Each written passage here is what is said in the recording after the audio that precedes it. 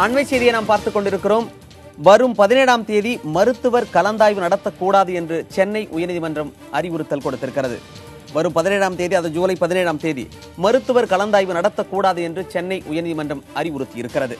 அந்த அண்மை செய்தியை நாம் பார்த்துக் கொண்டிருக்கிறோம். ஜூலை 17ஆம் தேதி மருத்துவர் கலந்தாய்வு நடத்தக்கூடாது என்று சென்னை உயர்நீதிமன்றம் அறிவுறுத்தல் கொடுத்திருக்கிறது.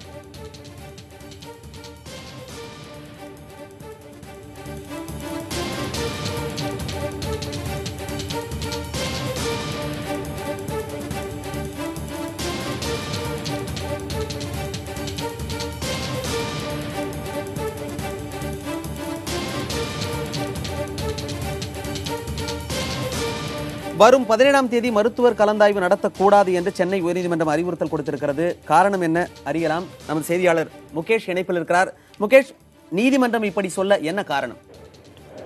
மணிமன்றம், இந்த வழக்கு பாத்தீங்கன்னாக்க நீட் தேர்வு மதிப்பெண் அடிப்படையில மருத்துவ கலந்தாய்வு வந்து 85% மாநில பாடத்திட்டத்தில் படித்தவர்களுக்கும் 15% பிற, அதாவது சிபிஎஸ்இ உள்ளிட்ட பிற பாடத்திட்டத்தில் படித்தவர்களுக்கு வந்து ஒதுக்கப்படும் என்று அரசாணை பிறப்பிக்கப்பட்டது. கடந்த மாதம் பிறப்பிக்கப்பட்ட இந்த அரசாணையை ரத்து செய்ய வேண்டும் என்று சென்னை உயர்நீதிமன்றத்தில் ஒரு 4 மாணவர்கள் தரப்பில் வழக்கு தொடரப்பட்டது. இவங்க அனைவரும் சிபிஎஸ்இ பாடத்திட்டத்தில் படித்த மாணவர்கள். அதே போல இந்த அரசாணையை ரத்து செய்ய வேண்டும் என்று உச்சநீதிமன்றத்தில் தொடரப்பட்ட வழக்கும் இன்று உயர்நீதிமன்றத்துக்கு மாற்றப்பட்டு அனைத்து வழக்குகளையும் இன்று நீதிபதி கே ரவிச்சந்திர பாபு வந்து காலை முதல் விசாரித்து வந்தார். அந்த வழக்கு விசாரணையின் பொழுது ஒவ்வொரு மாணவர்கள் தரப்பிலும் கிட்டத்தட்ட 6 வழக்கறிஞர்கள், மூத்த வழக்கறிஞர்கள் ஆஜராகி வாதிட்டார்கள். அதே போல அரசு தரப்புல வந்து அரசு தலைமை வழக்கறிஞர் முத்துக்குமாரசாமியும் ஆஜராகி வாதிட்டார். அரசு தரப்பில் என்ன தெரிவிக்கப்பட்டது என்றால், இந்த அரசாணை வந்து சட்டவிரோதமாக பிறப்பிக்கப்படவில்லை. சிபிஎஸ்இ பாடத்திட்டமும் மாநில அரசு பாடத்திட்டமும் வந்து வேற வேறான, அதாவது சிலபஸ் வேற, ஸ்டடி, அதாவது படிக்கின்ற முறை, ஸ்டடி மெத்தட் வேற, அதே மாதிரி மதிப்பீடு முறை, எவாலுவேஷன் என்றக்கூடிய மதிப்பீடு முறை மூன்றுமே வேறு வேறானவை. அது அதை வந்து நார்மலைசேஷன் கொண்டு வருவதற்காக தான் இந்த அடிப்படையில தான் அரசாணை பிறப்பிக்கப்பட்டது. இது வந்து உயர்கல்வித்துறையோட கூடுதல் இயக்குநர் தரப்பில் வந்து ஒரு அறிவுறுத்தல் வாங்கப்பட்டு அவர் அளித்த பரிந்துரையின் அடிப்படையில் தான் வந்து இந்த அரசாணை பிறப்பிக்கப்பட்டது. அது எந்தவித சட்டவிரோதம் இல்லை. சிபிஎஸ்இ மற்றும் பிற பாடத்திட்ட மாணவர்களுக்கும் மாநில அரசு பாடத்திற்கும் இடையில் உள்ள ஒரு இடைவெளியை சமன் செய்வதற்காக தான் இந்த அரசாணை பிறப்பிக்கப்பட்டது என்று அவர் தெரிவித்தார். இந்த தரப்பு வாதத்தை கேட்டுவிட்டு நீதிபதி விரிவான உத்தரவு பிறப்பிக்க வேண்டியிருப்பால் தீர்ப்பை ஒத்திவைப்பதாக தெரிவித்தார். அதே நேரம் மனுதாரர் தரப்பில் ஆஜரான வழக்கறிஞர்கள் வரும் 14ஆம் தேதி மெரிட் லிஸ்ட் வெளியிட இருப்பதாகவும் 17ஆம் தேதி கலந்தாய்வு நடக்க இருப்பதாகவும் அறிவிக்கப்பட்டுள்ளதால் அதற்கு முன்பதாக தீர்ப்பு வழங்க வேண்டும் என்று கோரிக்கை வைத்தார். ஆனால் நீதிபதியை 6-7 வழக்கறிஞர்கள் தரப்பில் கேட்கப்பட்டது, தமிழக தரப்பில் இலக்கம் கேட்கப்பட்டது. இதை அனைத்தையும் தான் பிறப்பிக்கும் உத்தரவில் கொண்டு வர வேண்டும் என்பதால் அதற்கு கூடுதல் கால அவகாசம் வேண்டும். எனவே அதுவரை தரவரிசை பட்டியல் வெளியிடும் பணியையோ கலந்தாய்வு நடத்தும் பணியையோ வந்து தற்போது என்ன நிலையில் இருக்கோ அந்த நிலையிலே கொண்டு வர வேண்டும் என்று சொல்லியிருக்கிறார்கள். அதாவது நீதிமன்ற மொழியில் பார்த்தீங்கன்னா ஸ்டேட்டஸ் கோ என்று சொல்வார்கள். அந்த ஸ்டேட்டஸ் கோ மெயின்டைன் பண்ண வேண்டும் என்று நீதிபதி அறிவுறுத்தி இருக்கிறார். அதன்படி வரும் 17ஆம் தேதிக்கு முன்பாக நீதிமன்றம் உத்தரவு பிறப்பித்தால் 17ஆம் தேதி மெரிட் லிஸ்ட் வெளியிடலாம். ஆனால் அப்படி தயாரிக்கப்பட்ட மெரிட் லிஸ்ட் கூட தற்போது பிறப்பிக்கப்பட்ட புதிய அரசாணை, அதாவது 85% 15% என்ற அரசாணை அடிப்படையில் தான் தயாரிக்கப்பட்டுள்ளது என்பதால் அந்த ஃபைனலைஸ் பண்ண மெரிட் லிஸ்ட்டை வந்து வெளியிடக்கூடாது என்று வாய்மொழி அறிவுறுத்தல் வழங்கியிருக்கிறார். அதே போல வந்து ஜூலை 17ஆம் தேதி வந்து கலந்தாய்வு நடத்தக்கூடாது என்றும் வாய்மொழி அறிவுறுத்தல் வழங்கியிருக்கிறார். நீதிபதி தீர்ப்பு வந்து 14 அல்லது 17ஆம் தேதிக்கு பிறப்பிக்கப்படும் பட்சத்தில் இந்த அரசாணை ரத்து செய்யப்படுமே ஆனால், புதிதாக பிறப்பிக்கப்பட்ட அரசாணை ரத்து செய்யப்படுமே ஆனால் ஏற்கனவே உள்ள நடைமுறைப்படி அனைவரும் சமம் என்ற அடிப்படையில் 85-15 என்று மாநில மத்திய பாடத்திட்டங்களுக்கு இடையில் பிரிக்காமல் பழைய முறையில் நடத்தப்படும் என்று அறிவிக்க வாய்ப்புள்ளது. அல்லது அரசு பெற்றுள்ள அரசாணை ஏற்றுக்கொள்ளும் பட்சத்தில் தற்போது தயாராகி வரும் மெரிட் லிஸ்டின் அடிப்படையை உடனடியாக வெளியிட வாய்ப்புள்ளது. அரசாணை ரத்து செய்யப்பட்டால் புதிய மெரிட் லிஸ்டை பழைய அரசாணை அடிப்படையில் புதிய மெரிட் லிஸ்டை தயாரிப்பதற்கு ஓரிரு வாரங்கள் அல்லது 2-3 நாட்கள் கால அவகாசம் வழங்கப்படலாம். எனவே அதுவரை தற்போதைய நிலையை தொடர வேண்டும் என்ற ஸ்டேட்டஸ் கோ மெயின்டைன் ஆர்டர் வந்து பிறப்பிக்கப்பட்டிருக்கிறது. வெளியிடுவதற்கு தடை என்று நேரடியாக எந்த உத்தரவு பிறப்பிக்கப்படவில்லை என்றாலும் ஒரு அறிவுறுத்தலாக மட்டுமே இது வழங்கப்பட்டிருக்கு. மணிமாறன். முகேஷ், கடந்த வாரம் உச்சநீதிமன்றத்தில் ஒரு தீர்ப்பு வழியா இருந்தது. என்ன சொல்லியிருந்தாங்கன்னாக்கா, மாநில பாடத்திட்டத்தில் படித்த மாணவர்களுக்கு அரசாங்கம் இப்படி ஒரு சலுகைகளை அளிக்கிறது என்றால் அதை ஏற்றுக்கொள்ள வேண்டும். ஆனால் சிபிஎஸ்இ மாணவர்கள் வேண்டுமானால் நீதிமன்றத்தை நாடலாம் அப்படின்னு சொல்லியிருந்தாங்க. அதன் அடிப்படையில் இன்று இந்த அறிவுறுத்தலும் உத்தரவும் பிறப்பிக்கப்பட்டது. இது எந்த அளவுக்கு ஒரு தாக்கத்தை ஏற்படுத்தும்? உச்சநீதிமன்றத்தை பொறுத்தவரை அது ஒரு உத்தரவு மாதிரி இல்ல, அதுவும் ஒரு அறிவுறுத்தலாக தான் இருந்தது.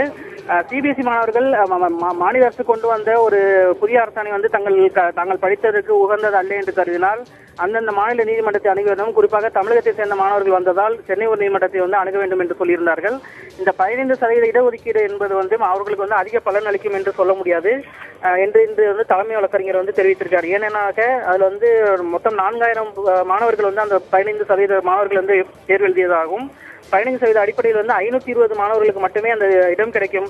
மீதமுள்ள 2000 இடங்கள் வந்து 85% அடிப்படையில் வந்து மாநில பாடத்திட்டத்தில் படித்தவர்கள் தான் கிடைக்கும். இதனால் எவ்வித பாதிப்பும் கிடையாது. அதே மாதிரி பாடத்திட்டம் இரண்டும் சமமில்லை என்பதை வந்து அரசு வழக்கு இன்று மட்டும் 3 முறை அரசு வழக்கறிஞர் இது தொடர்பாக விளக்கங்களை அளித்தார். மத்திய அரசு பாடத்திட்டமும் சரி, IGSE என்ற கூடிய சர்வதேச பாடத்திட்டமாக சரி, மாநில அரசு பின்பற்றக்கூடிய ஸ்டேட் போர்டு பாடத்திட்டமாக இருந்தாலும் மூன்றும் சமன் கிடையாது. அதை சமன்படுத்தும் நோக்கத்துடனே வந்து இந்த நார்மலைசேஷன் மெத்தடை அரசு அதிகாரிகளின் அறிவுறுத்தலின் அடிப்படையில் தான் பிறப்பித்திருக்கோம் என்று தெரிவித்திருக்கிறார்கள். ஆனால் சிபிஎஸ்இ மாணவர்கள் தரப்பில் என்ன தெரிவிக்கப்படுது என்றால், இந்த அரசாணை பிறப்பிப்பதற்கே வந்து அரசுக்கு அதிகாரம் கிடையாது. பாராளுமன்றம் மற்றும் சட்டமன்றம் மூலமாக சட்டமீட்டி தான் கொண்டு வர முடியும் என்று ஒரு கோரிக்கை குற்றச்சாட்டு வைக்கப்பட்டது. அதே நேரத்தில் வந்து நீட்டுக்கு தகுதியான மாணவர்களை உருவாக்குவதற்கு பதிலாக, இது வந்து மனதர தரப்பில் வைக்கப்பட்ட குற்றச்சாட்டு வந்து, நீட்டுக்கு தகுதியான மாணவர்களை உருவாக்குவதற்கு பதிலாக அவர்களுக்கு வந்து உருவாக்குவதற்கு ஊக்குவிக்காமல் தாங்கள் இந்த பாடத்திட்டத்தை எடுக்க முடியாது, அதாவது நீட் தேர்வை வந்து எடுத்துக்கொள்ள முடியாது, ஒத்துக்கொள்ள முடியாது என்று அரசு தொடர்ந்து கருத்து தெரிவித்துக் கொண்டிருக்கிறது. இது வந்து உச்ச நீதிமன்றமும் உயர்நீதிமன்றம் பல கேள்விகளை எழுப்பி இருக்கிறது. அதை வந்து அரசு இன்னும் கவனத்திலே கொள்ளவில்லை அப்படின்னு சொல்லியிருக்கிறாங்க. இந்த சிபிஎஸ்இ மாணவர்கள் தொடர்ந்து நம்ம பேசலாம். இது சம்பந்தமான மேலும் பல்வேறு தகவல்களை வழங்குவதற்காக நம்ம செய்தியாளர் அபிநயா நம்முடைய இணைப்பில் இருக்கிறார். அபிநயா, ஜூலை 17ஆம் தேதி மருத்துவ கலந்தாய்வு நடத்தக்கூடாது என்று சென்னை உயர்நீதிமன்றம் அறிவுறுத்தல் கொடுத்திருக்கிறது. 17ஆம் தேதி மருத்துவ கலந்தாய்வு நடத்தப்படுவதற்கு என்னென்ன ஏற்பாடுகள் செய்யப்பட்டிருக்கிறது? இந்த அறிவுறுத்தல் காரணமாக இந்த ஜூலை 17ஆம் தேதி என்கிற அந்த தேதி தள்ளி போவதற்கான வாய்ப்பு இருக்கிறதா? அது நிச்சயமாக ஏற்கனவே மருத்துவ கலந்தாய்வு என்பது 1 மாத காலம் ஒத்திவைக்கப்பட்டு, அதாவது தள்ளி போய் தான் இப்பொழுது நடப்பதாக திட்டமிடப்பட்டிருந்தது. ஏற்கனவே ஜூன் மாதம் 20ஆம் தேதி அளவில் மருத்துவ படிப்புகளுக்கான முதற்கட்ட கலந்தாய்வு நடத்தப்பட்டுவிடும் தமிழகத்தை பொறுத்த வரைக்கும். ஆனால் நீட் தேர்வினுடைய அந்த முடிவுகள் வெளியாவதிலேயே தாமதம், பல்வேறு சிக்கல்கள், இது போன்ற பல்வேறு வழக்குகள் காரணமாக தள்ளி போயிருந்தது. இந்த சூழலில் தான் ஜூலை 17ஆம் தேதி கலந்தாய்வு நடத்தப்படும் என அறிவிக்கப்பட்டிருந்தது. இந்த நிலையில் இன்னும் மேலும் இந்த கலந்தாய்வு தள்ளி போகும் என்றால் மாணவர்களுக்கான இந்த ஆண்டிற்கான அந்த மருத்துவ படிப்பு எப்போது தொடங்கும் என்பது ஒரு பெரிய கேள்விக்குறியாகவே மாறி இருக்கிறது என்றுதான் சொல்ல வேண்டும். மொத்தமாக இந்த விண்ணப்ப விநியோகம் என்பது கடந்த 27ஆம் தேதி தொடங்கியது. அதற்கு பிறகு அந்த 27ஆம் தேதி தொடங்கி ஜூலை மாதத்தில் 7ஆம் தேதி வரைக்கும் நடைபெற்றது அந்த விண்ணப்ப விநியோகம். மொத்தமாக 50,558 மாணவர்கள் இந்த மருத்துவ படிப்பிற்காக இந்த ஆண்டு விண்ணப்பித்திருக்கிறார்கள்.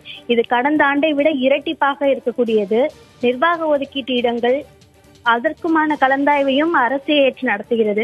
எனவே ஒட்டுமொத்தமாக இந்த மருத்துவ படிப்பிற்கான அந்த சேர்க்கை என்பது தாமதமாவதற்கான வாய்ப்புகள் அதிகமாக இருக்கிறது. மணிமாறன்.